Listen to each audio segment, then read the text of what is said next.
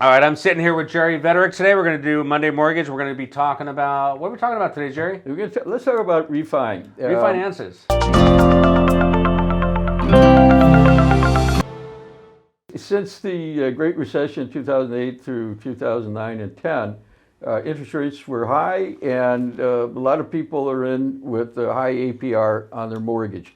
I'm going to tell you right now, is an ideal time to do a refinancing of your mortgage.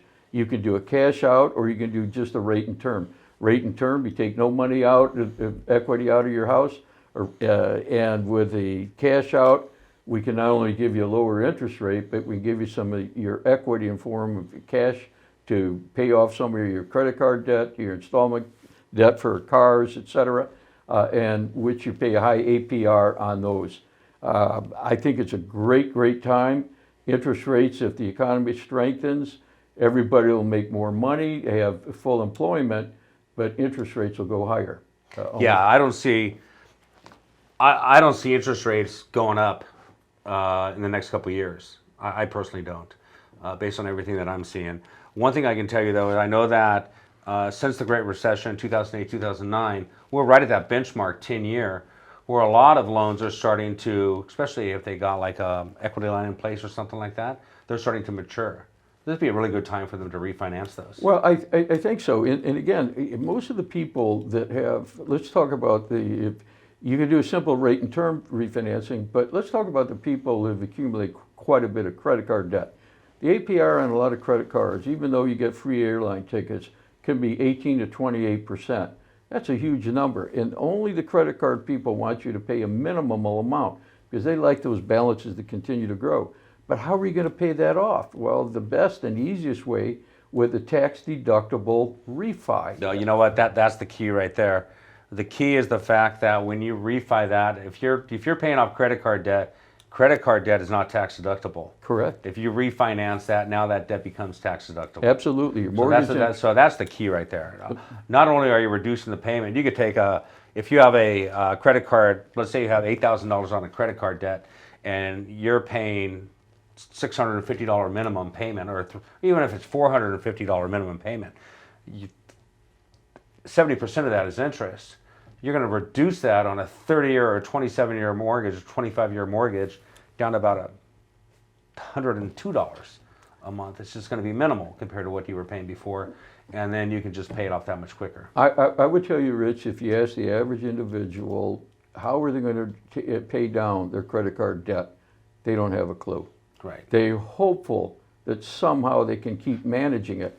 But you and I both know if you're only making minimum payments so you don't disrupt the rest of your life, you're not going to ever get rid of that credit card debt. So we call a refi, a cash out refi, like a second or silent income source. All right, it's money that belongs to you that we're giving back to you. And with that money, you pay off those credit card debts or the installment debts on furniture or cars, whatever. All right, now all of a sudden, you free up money for yourself. And you don't have to write checks to all these banks and credit card companies. It's a wonderful time to do it.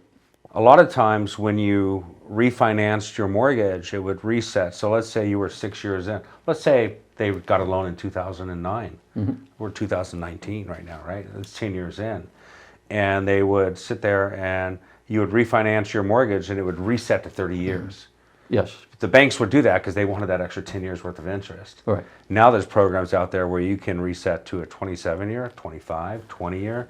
So you literally don't lose any ground on paying off, but you're still enjoying the benefit of the tax deduction and getting rid of that back-end debt, which is huge. There are all kinds of programs, Rich, that we can talk about, but you're right. You can shorten maturity to 15 years, 20 years, 25 years, 30 years.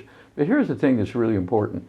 The average person keeps their mortgage about 12 years. Right. All right? So even if you do a reset, what's the big deal, folks? I mean, you're only going to be in there a 12-year period on average. I know there are exceptions, but why not get a lower interest rate, knock off all those other uses that come into your monthly income that are robbing you at 18 to 28%. And we find that people will pay those things off and can smile again. Right. So Anyways, there's a whole lot more that we can talk about when it comes to refinancing. But if that is something that you want to do, you definitely want to reach out to us. We could probably steer you in the right direction on that. KRC Realty information is below. Put you in touch with Jerry or myself. I've been in the mortgage business since 1997 as well, and would love to help you guys out. Have a great day. Monday Mortgage here with okay. Okay. All right. This is how it works.